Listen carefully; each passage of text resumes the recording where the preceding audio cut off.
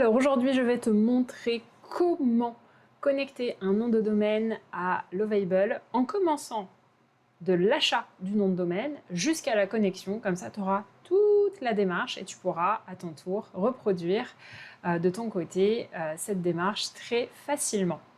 Alors, donc comme tu peux le voir, je suis sur OVH. Je vais acheter un nom de domaine, donc aurabranding.fr. Voilà. Donc comme tu peux le voir, il est disponible. Donc je clique sur acheter. Là, fais attention, il te met d'office 3 ans avec une année de gratuité. Voilà, c'est toi qui vois. Si tu es sûr de le garder sur plusieurs années, bah, tu prends-le. Voilà. Si tu ne sais pas trop, si tu vas le conserver, si tu as envie de faire évoluer les choses, etc., tu prends juste un an, c'est toi qui vois. Voilà. Donc juste, j'attire ton attention là-dessus. Là, étant donné que le principe, c'est de l'utiliser pour Lovable, un site que tu aurais créé sur Lovable, je te conseille de rien prendre en plus comme option.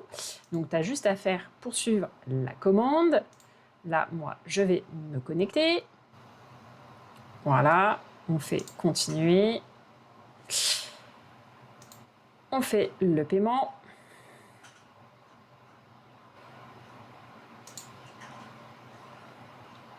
On coche les bonnes cases.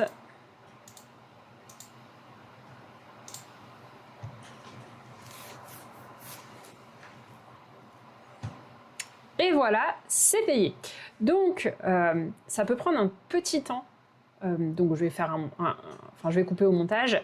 Il y a un petit temps de traitement. Donc, au moment où tu l'achètes et au moment où tu pourras retrouver ton nom de domaine pour pouvoir après l'utiliser et le connecter à tes besoins. Voilà. Donc, je te retrouve pour la suite dans quelques instants. Donc, on se retrouve sur Lovable. Alors, tu vois là, tu as Publish. Donc, tu cliques dessus. Tu vas faire Add Custom Domain. C'est quoi, même, on va faire peut-être plus simple. On va quand même publier. Voilà.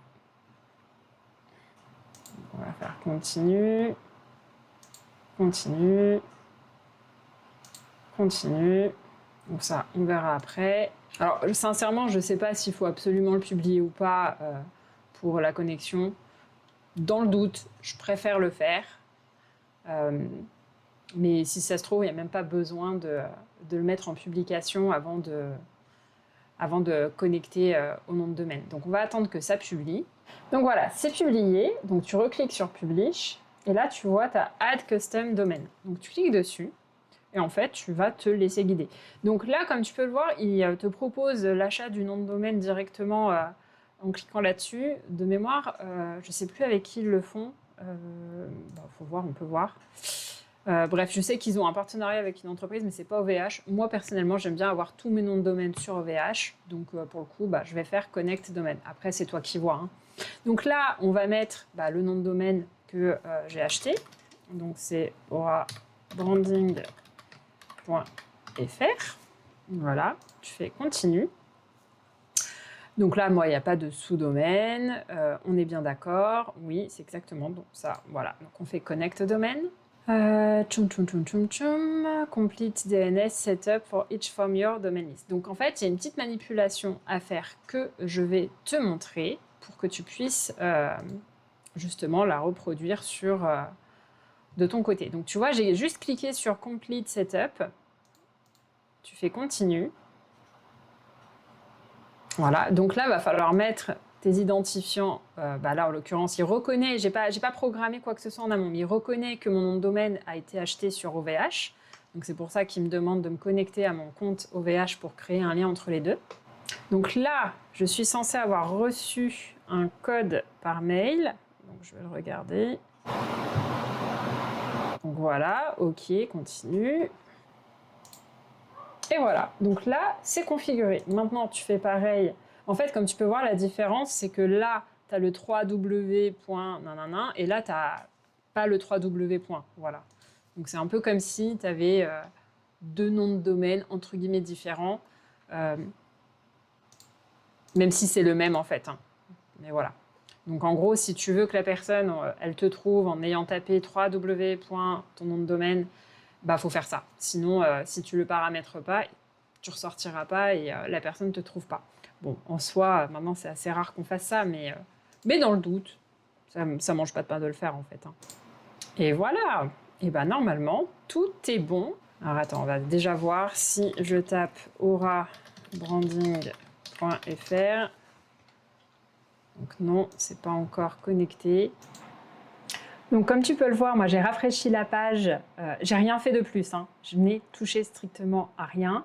J'ai juste rafraîchi, réactualisé la page. Et alors, j'ai pas pu te le filmer, mais avant de m'afficher cette page, ça m'avait affiché une page blanche avec un texte qui me parlait de DNS, etc., avec un chiffre. Bref, du jargon de technicien.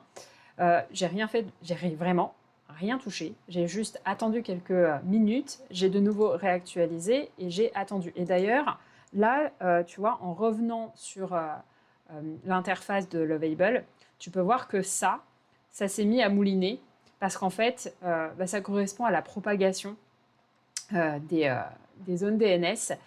Bon, ça t'indique que ça peut prendre 72 heures. En réalité, c'est vraiment très rare que ça prenne autant de temps. Ça peut prendre, en général, allez, entre, je dirais, un quart d'heure, parfois une demi-heure, parfois 1 heure, parfois 2 heures. Mais en gros, sache que ça peut aller jusqu'à 72 heures. Voilà. Mais en général, moi, de ce que j'ai pu percevoir, expérimenter, et ça fait des années, hein, j'ai créé je ne sais pas combien de sites dans ma vie, je peux te dire que c'est quand même relativement rapide. Là, il faut tenir compte qu'en plus, j'ai tout fait d'un seul coup, c'est-à-dire que j'ai acheté le nom de domaine et dans la foulée, je l'ai tout de suite connecté, alors qu'en général, les gens achètent le nom de domaine, après prennent le temps de développer. Tu vois, voilà, tout ça, ça demande un petit peu de temps. Donc, sois pas en panique si tu vois ça. Donc, je pense qu'il faut continuer à attendre. Et dès que la propagation, et que là, je pense cette partie arrêtera de mouliner, je pense qu'on verra le site affiché normalement.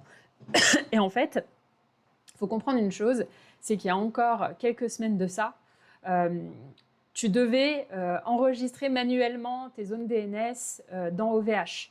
Bon, en l'occurrence, moi je te parle d'OVH parce que, comme je te dis, c'est celui que j'utilise. Mais en fait, ils ont fait un changement tout récemment parce que justement, je m'apprêtais à te montrer dans quel endroit aller sur OVH pour rentrer les bons paramétrages. C'était pas compliqué, c'était vraiment juste une question de copier-coller. Mais quand on n'y connaît rien, ça peut faire un peu peur. Donc je voulais t'accompagner et te montrer comment ça fonctionnait. Et en fait, là, je me rends compte que ils ont encore davantage optimiser l'expérience, étant donné que maintenant, tu n'as même plus à le faire manuellement, puisque ça se fait automatiquement. Donc voilà, donc j'attends que ça se termine et je te montrerai comment, à quoi ça ressemble une fois que ce sera fait. Et voilà, ça y est, c'est fait. Donc comme tu peux voir, ça c'est en vert, ça aussi. Donc c'est tout bon. On va pouvoir, tu vois, donc j'actualise. On est bon. C'est parfait. Donc maintenant, tu sais comment connecter un nom de domaine qui t'appartient à un site que tu vas faire sur Lovable.